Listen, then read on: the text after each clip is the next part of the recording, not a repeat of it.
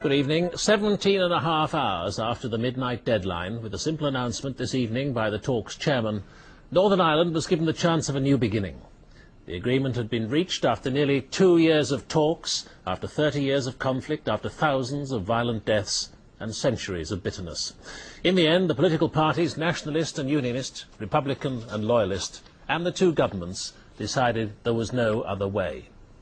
The core of the agreement is a new Northern Ireland Assembly with 108 members elected by proportional representation.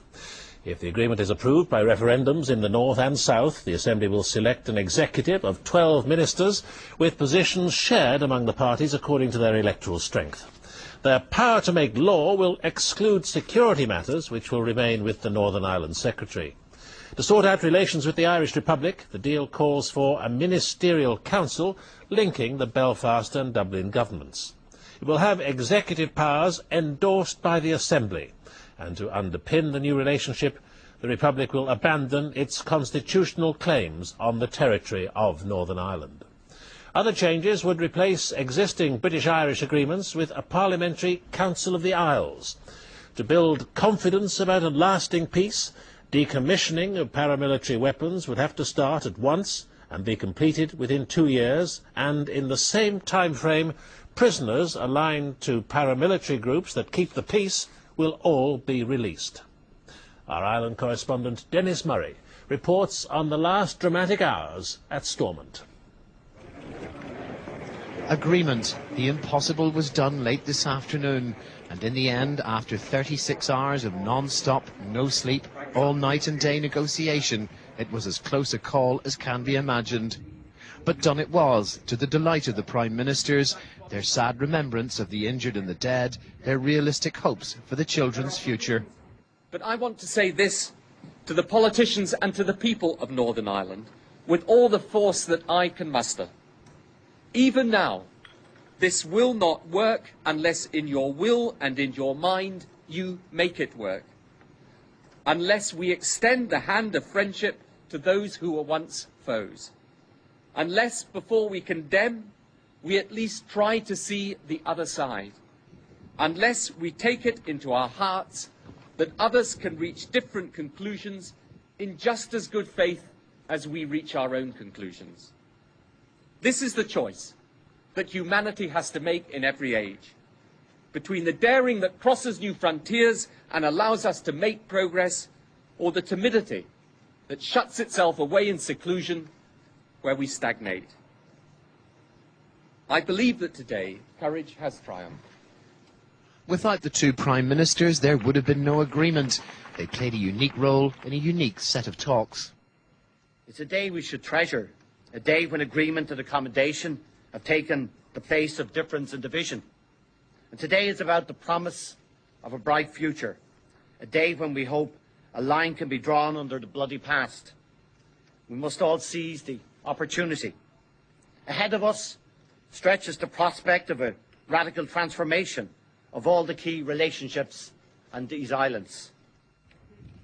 As Tony Blair and Bertie Ahern set their seal on the day, inside the talk centre, the parties heard the independent chairman's last remarks before making their own formal statements. This agreement is good for the people of Ireland, North and South. It was made possible by the leadership, the commitment, and in these last few days, the personal negotiating skill of Prime Minister Tony Blair and the Taoiseach Bertie Ahern. Their commitment has been evident by their presence here for days, their hands-on style, their all-night effort. I know that we rise from this table with the Union stronger than when we first sat here. With the exception of one party, the consent principle has been accepted by all, and soon I trust we will see it enshrined in the fundamental law of the Irish Republic. We also rise with the prospect of democratic accountability restored in a new Assembly in which the interests of all can be protected. Thank you, Mr. Trimble. I now call upon the leader of the Social Democratic and Labour Party, John Hume, Member of Parliament. We in the SDLP concluded many years ago that we couldn't lay the basis for agreement against a background of violence or disorder. That is why we entered into the process of dialogue, to do everything in our power to bring peace to our streets. Peace created the space for these talks, which have now concluded with agreement, hope for the future, and what must be a determination to maintain an agreement. This year marks the 200th anniversary of the United Irish Movement, a movement led, especially here in the north, especially here in County Antrim, by Protestant men and women.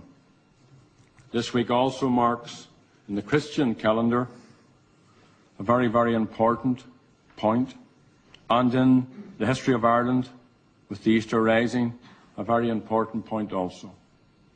And our philosophy perhaps is summed up in the notion of peace between orange and green. I am convinced that we have taken a step today of which we can be proud, because we have not been overwhelmed so much by a fear of betraying the past that we might, as others have done before us, betray the future. Instead, we are giving something to the future, and I trust a little hope to others in other places who are trying to solve their conflicts too. And at the end of the session, tears of joy and relief. After divisions in the Unionist Party took the talks to the brink, the years of work to get to this point, the 22 months of negotiation, and the frantic pace of the last few days had paid off. Roller coaster doesn't begin to do justice to the nature of this process. It was a done deal in the early hours, a matter of time at lunchtime, and on the verge of collapse in mid-afternoon, and that's just one day. Now come the referendums and the Assembly election, an entirely new form of governance for the most tortured part of these islands.